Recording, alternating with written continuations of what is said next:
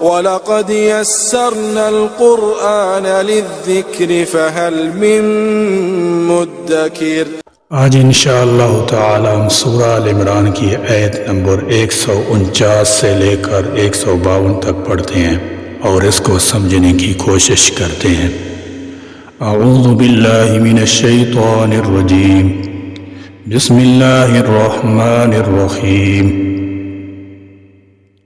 يا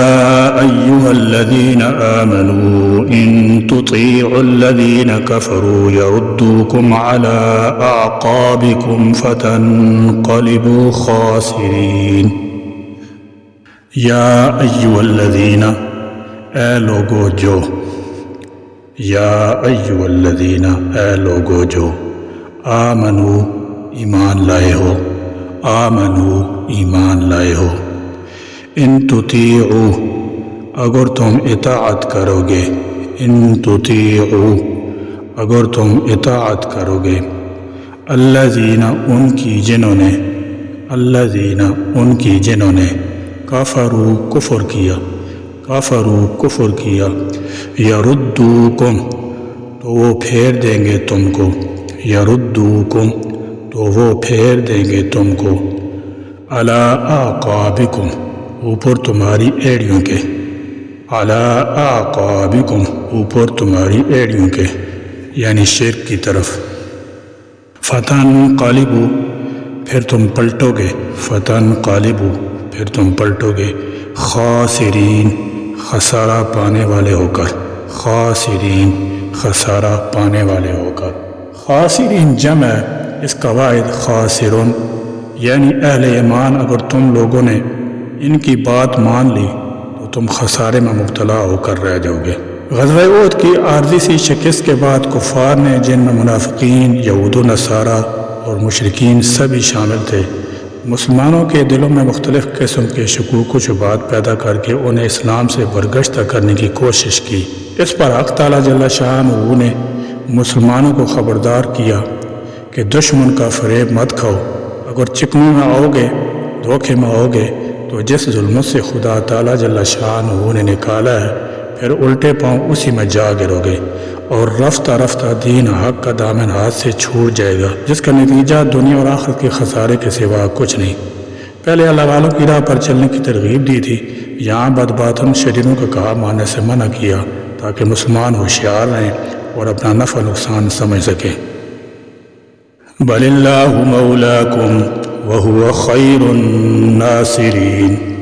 بل اللہ بلکہ اللہ، بل اللہ بلکہ اللہ، مولاکم تمہارا مددگار ہے، مولاکم تمہارا مددگار ہے۔ مولا کے معنی مالک، مددگار اور دوست وغیرہ کے ہیں۔ حدیث مبارکہ میں آیا کہ احد سے واپسی کے وقت ابو سفیان نے حبل کی جے پکاری اور کہا لنا العزى ولا عزى لكم۔ آپ صلی اللہ علیہ وسلم نے صحابہ کرام کو فرمایا کہ جواب دو اللہ مولانا ولا مولاکم، وہوا اور وہ، وہوا اور وہ،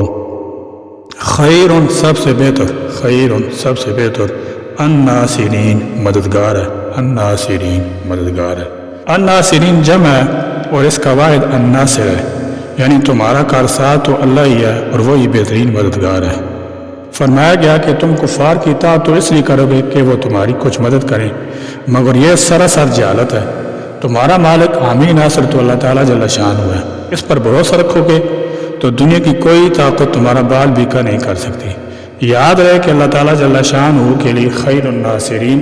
محاورہ کلام کے اعتبار سے ہے، ورنہ یہ معنی نہیں ہے کہ کچھ اور ناصرین بھی ہیں جن میں سے اللہ تعالیٰ جل شانہ سب سے بہتر ہے۔ لہذا اسی اللہ کا کہنا ماننا چاہیے اور اسی کی مدد پر بھروسہ رکھنا چاہیے۔ جس کی مدد پر خدا ہو اس کو کیا حاجت ہے کہ دشمنان خدا کی مدد کا منتظر رہے یا ان کے سامنے گردن اطاعت خم کرے۔ سنلقي في قلوب الذين كفروا الرعب بما أشركوا بالله ما لم ينزل به سلطانا ومأواهم النار وبئس مثوى الظالمين۔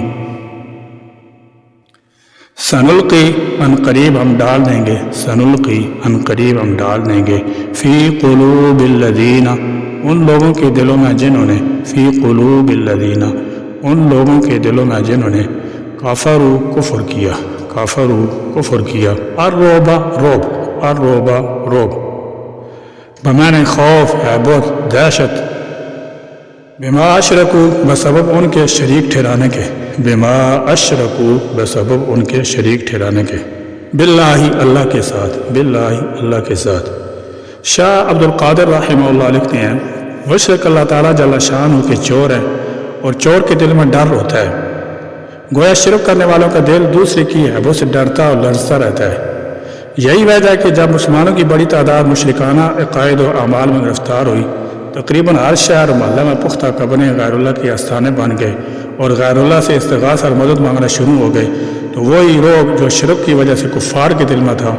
1.5 ارب کے قریب تعداد ہونے کے باوجود مسلمانوں کے دلوں میں پڑ گیا ہاں تو عید والے اس روب سے محفوظ ہیں اور قیامت تک کفار سے جہاد جاری رکھیں گے اور ان کا روب کفار کے دلوں میں کفار کے مشرکانہ عقائد و اعمال کی وجہ سے رہے گا معلوم ان چیزوں کو کہ نہیں ينزل اتاری اس نے بھی اس کی سلطانا کوئی دلیل سلطانا بمعنی کسی پر غلبہ حاصل کرنا مسلط ہونا قطعی دلیل یعنی انہوں نے اللہ تعالیٰ جل شانہ کو شریک ایسے کو ٹھہرایا جس کے لیے اللہ تعالیٰ نے کوئی دلیل یا سند نہیں اتاری وما واہم اور ان کا ٹھکانہ النار آگ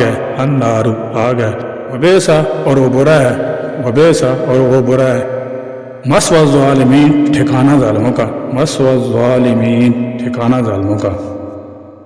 الظالمین جمع ہے اس کا واحد الظالم یعنی جو ظالم ہے تو ان کا ٹھکانہ کیا ہی برا ٹھکانہ ہے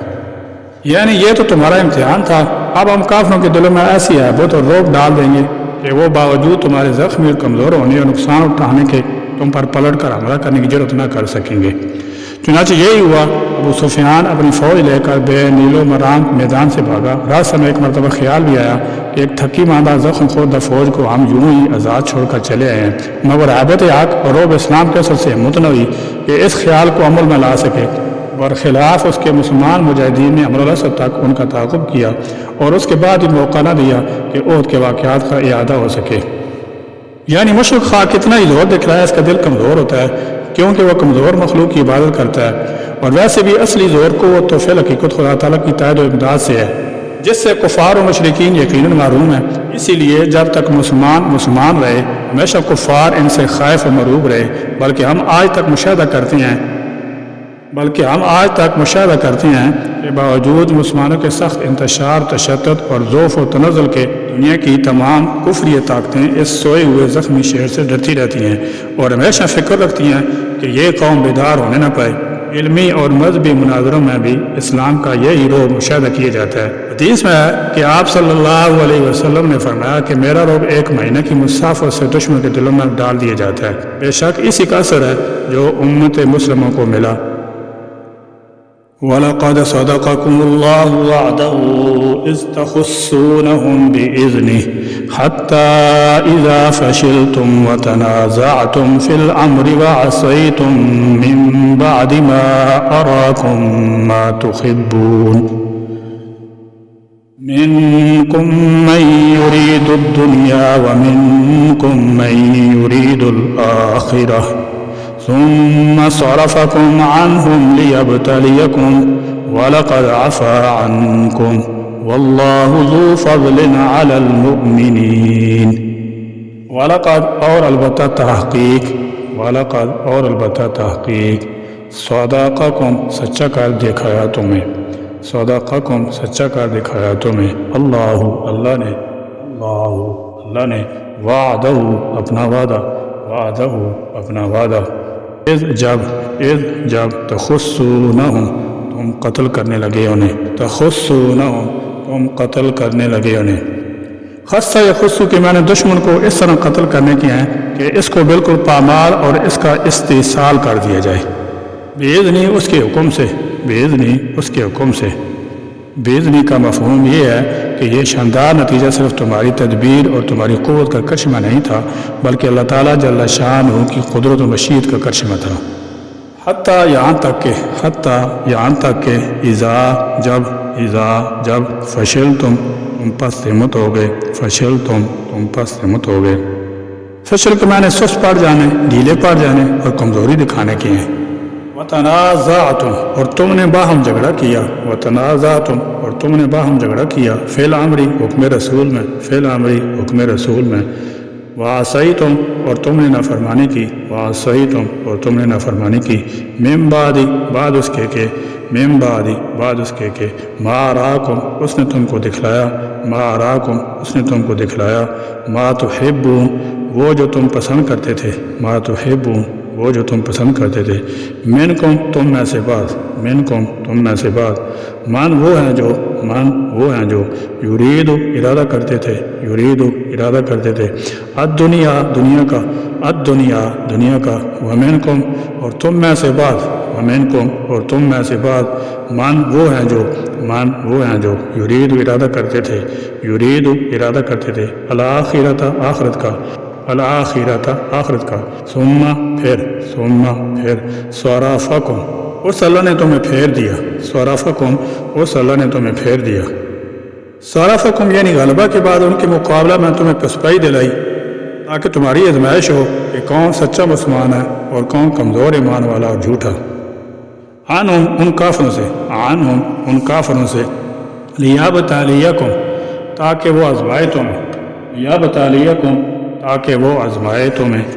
وَلَقَدْ اور البتہ تحقیق، وَلَقَدْ اور البتہ تحقیق، عفا اس نے معاف کر دیا، عفا اس نے معاف کر دیا، عنکم تم کو، عنکم تم کو، وَلَقَدْ عفا عنکم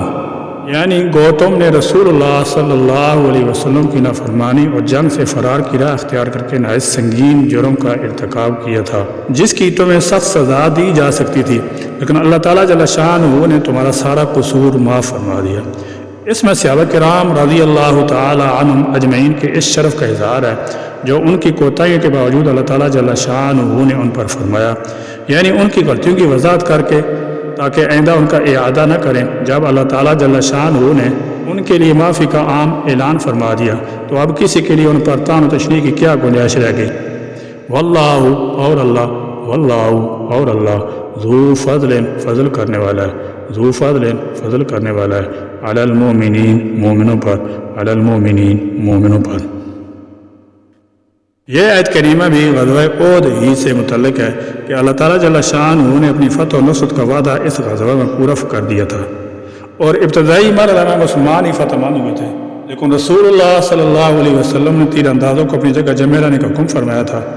تیر انداز دستے کے لوگ اختلاف کرنے لگے، بعض کا خیال تھا کہ ابھی یہ حکم باقی ہے، اور بعض حضرات کی رائے تھی کہ جہاد ختم ہو چکا ہے اور مسلمان فتح مند ہو چکے، اس لیے اب یہ حکم باقی نہیں رہا۔ اس اجتہادی غلطی اور نادانستہ لغزش پر اللہ تعالیٰ کی طرف سے مسلمانوں کو آزمائش میں مبتلا کیا گیا۔ یہ ایک طرف مسلمانوں کی سرزنش تھی اور دوسری طرف اس میں یہ مسئلہ تھی کہ مخلص اور منافق کی اچھی طرح پہچان ہو جائے۔ ما تحبون تمہاری پسند کی چیز سے وہی ابتدائی فتح مراد ہے۔ قرآن مجید میں جا بجا ایسی آیات آئی ہیں جن میں حضرات صحابہ کرام رضوان اللہ تعالیٰ علیہم اجمعین کی پکڑ فرمائی گئی ہے اور ان کی کسی لغزش کا ذکر آیا ہے۔ قرآن مجید میں ان آیات کا باقی رہنا صحابہ کرام رضی اللہ عنہ کی عدالت اور ان کے سچے ہونے کی بھی دلیل ہے۔ صحابہ رضی اللہ عنہ اگر معتبر اور صادق القول نہ ہوتے تو ایسی آیات کو حذف کر دیے ہوتے۔ اس سے یہ بھی معلوم ہوا کہ صحابہ کرام رضی اللہ عنہ سے جو لغزشیں ہوئی ہیں اللہ نے ان کو معاف کر دیا ہے اور خدا تعالیٰ کے دامن عفو میں وہ جگہ پا چکے ہیں۔ اب ہمارے لیے نہ درست ہے نہ زیبا کہ ہم ان کی کوتاہیوں اور لغزشوں کو موضوع بحث بنائیں۔ رضی اللہ عنہم ورضوا عنہ۔ حق تعالیٰ جل شانہ اپنے ان محبین و مخلصین صحابہ کرام رضی اللہ عنہم کے طفیل میں جن کے حق میں یہ آیات نازل ہوئیں ہم پر بھی اپنا فضل و کرم فرمائیں اور ان کی مقبولیت و مغفرت کے طفیل ہمارے گناہوں سے بھی درگزر فرمائیں، اور آپس کے اختلاف اور رسول اللہ صلی اللہ علیہ وسلم کی نافرمانی جیسے مہلک اسباب سے ہماری حفاظت فرمائیں، اور تمام امت مسلموں کو اس سے بچائیں، اور کفار و مشرکین اور اعداء دین سے اہل اسلام کو جہاد کا جذبہ صادقہ عطا فرمائیں۔ آمین یا رب العالمین، وآخر دعوانا ان الحمد للہ رب العالمین۔